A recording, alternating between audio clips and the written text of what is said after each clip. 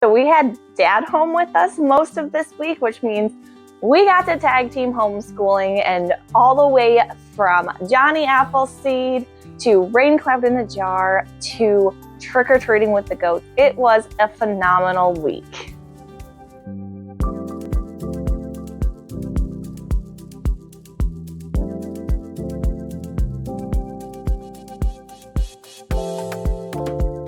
Hello friends, and welcome back to our channel, and welcome back to our homeschool recap series. It's week 7, which is crazy to think that we have gone through 7 full weeks of homeschooling already. If you don't already know, this is our recap series where we go through what worked and what didn't doing homeschool preschool with our 4-year-old.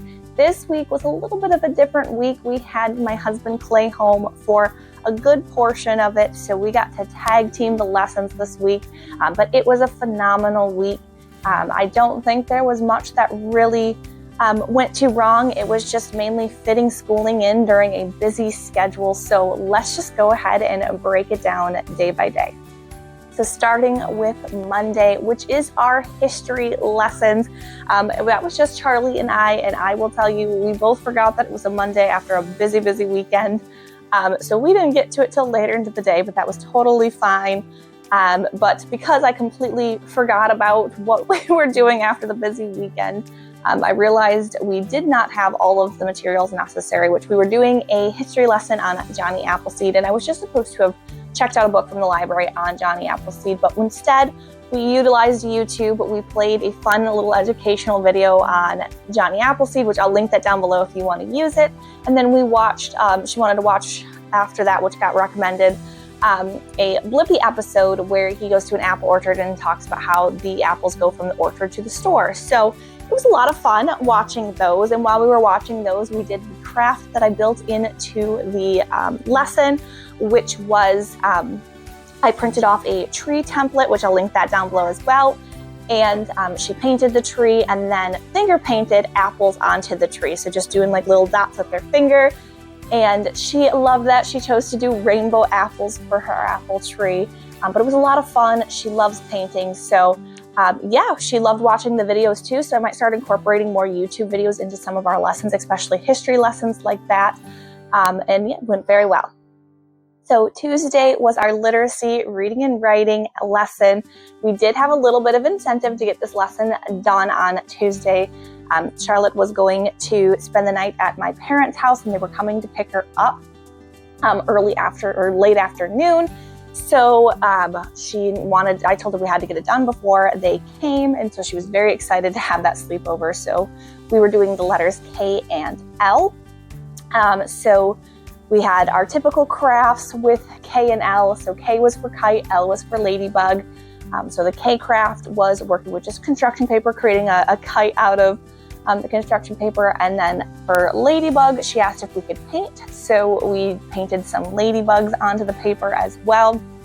She also practiced writing her K's and L's, which L's she's really good at with them being in her name. And then K's we're still working on, but she was doing very well with practicing. So then we went into the Hooked on Phonics workbook, where she worked with K's and L's as well, and she did really well with that. I could not get her to do any reading within the Hooked on Phonics app this time around, but you know, we're slowly working on that. She is starting to sound out words when she's reading books or other things like that. So I'm not too concerned about it at this moment, so we'll just take that day by day. So Wednesdays are our math days, and for this Wednesday, we had the parked cars activity that I actually created. I do have up on Etsy. I will link that down below if you're interested in it. And what it is there are numbered cars 1 through 10, and then parking spaces with dots that have 1 through 10 dots on it. And the child is to take that number, identify the number, and then figure out which parking space belongs to that car. So this Wednesday, the reason why Charlie was staying the night at my parents' house was because Esme had a very early morning audiology appointment that was an hour drive away. So by the time we got done with that, got to my parents' house to pick Charlie up and got home, it was about 4 o'clock. So it was a later in the day lesson, but this was the first day that Clay was home. So I actually had him run the lesson. And I think they both did very well with it. Charlie loved it. It did only take about 10 minutes because I will say this was a lesson that I probably should have put earlier in our school year, probably one of the first couple weeks, because with the math lessons that we have had and her knowledge and where she's at with math specifically, I do feel like it was probably very beginner for her, but she still had fun with it, so it was still a great day. So now Thursday was our science day, and we did rain cloud in a jar. Now I'm going to admit I cannot remember exactly where I got this experiment from. Wherever I got it from, whether it would be Teachers Pay Teachers as a free resource or if I just found it from an article online, I will link it down below because this was such a fun experiment.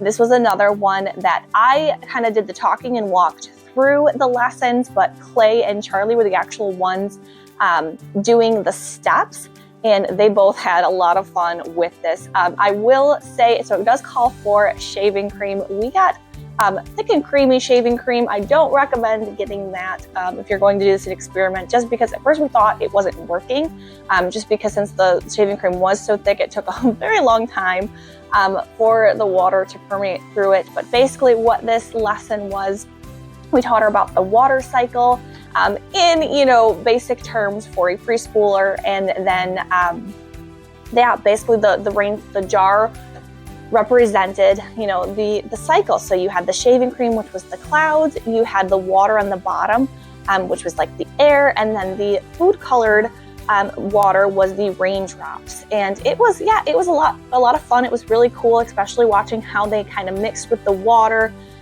once they went through the shaving cream. And yes, science has, as you know, if you've been watching and following along through the series, science has been one of our best lessons and our best days for school, and this definitely was no different. Now, Friday was Arts and Crafts Day, and just another day where school just happened later, way later in the day, but that was all right. So we were supposed to do some leaf rubbings, where you put a leaf behind a piece of paper, you rub it with a crayon to make so the leaf shows up. So I printed off another style tree, which I'll link that below too if you want that, but you can easily just Google tree template and find a bunch of them. So she left early in the morning with Clay to go do some work out at his dad's house, and that was at like 8 a.m. And we didn't get home until about 7 p.m. that day. So we did a late night craft. I don't know if our printer paper was too thick, if our leaves were too big. I'm not 100% sure, but it didn't work phenomenally. It was very hard to see the leaf pattern come through the paper. And at first I thought it was because the way she was coloring was more like point down, and I'm like, oh, well, maybe you need to try to do it lighter like this. But even when I tried it, they just really weren't showing up. So I don't know what we did wrong with that craft, but she still said it was okay. She had fun. It was a quick, like 5-minute craft we did. We even got Esme to join in, and Charlie was showing her how to color. So that was a really cute moment. But so it was just a quick craft day, which I think was fine because we had so many crafts throughout the week. And then a quick little bonus fun thing that I didn't mention about what we did on Thursday. I wouldn't necessarily call it a field trip, but it was definitely fun to get the kids out doing some socialization and just having fun as a family. We did go trick-or-treating with the goats Thursday evening at our local orchard. It was a little bit crazy and hectic. It was busier than we were expecting for us going at 4 p.m. We thought maybe we were going to miss most of like the huge crowd, but there was a phenomenal turnout. It was such nice weather as well. So I didn't get very many like photos or videos, but it was totally fine because we made some great memories that day. Charlie said it was her best day yet. So they had a lot of fun. Esme was happy to be back at the corn barn because this is the same orchard that does the sunflower fields. So Esme was happy to be back in that corn barn, and it was a lot of fun and just a nice little break, I guess, more fun field trip that we did. So looking back at this week, again, it's just another week where I can just say, the true joys and blessings of homeschooling is that there's no real structure, no real schedule on how you have to get through your lessons or when specific times you have to get through the lessons. As long as you're constantly, not constantly, as long as you're working through them and you're having those teaching moments. I think this week did go very well. I don't really feel like there was really no challenges or flops this week. Like I said, the only thing that I really could say for challenges or flops is just that math lesson I definitely should have put earlier. I do think she was probably a little bit beyond that mathematically. So but it was just such a fun week. Like I said, science was probably the biggest win of this week. But I've come to learn science probably is going to be the biggest win of every week. At least it has been so far, just because she loves doing all the experiments. Looking ahead to next week's science experiment, we're actually going to be exploring pumpkins with all the 5 senses again. So I know she's looking forward to that. So you guys can look forward to that as well when we break that down and what we did there. So yes, it was a great week, even though it did not go as we usually do. And with all of the busy appointments and schedule we had, we still made it work. And I'm very proud of the work and progress we made this week. So that was week 7 in a nutshell. If you guys are homeschooling, let us know in the comments below, how did your homeschooling week go? Did you have a great week like we did? Was it a not so great week? What challenges did you guys face? We would love to know in the comments below so we can all share our homeschooling journey together. As always, if you like this video, please hit like and subscribe, and don't forget to hit that notification bell so that you can get notified when each week drops. Thank you all so much for watching. We appreciate it more than you could know. That is all we have for today. I hope you have a fantastic day, and until next time.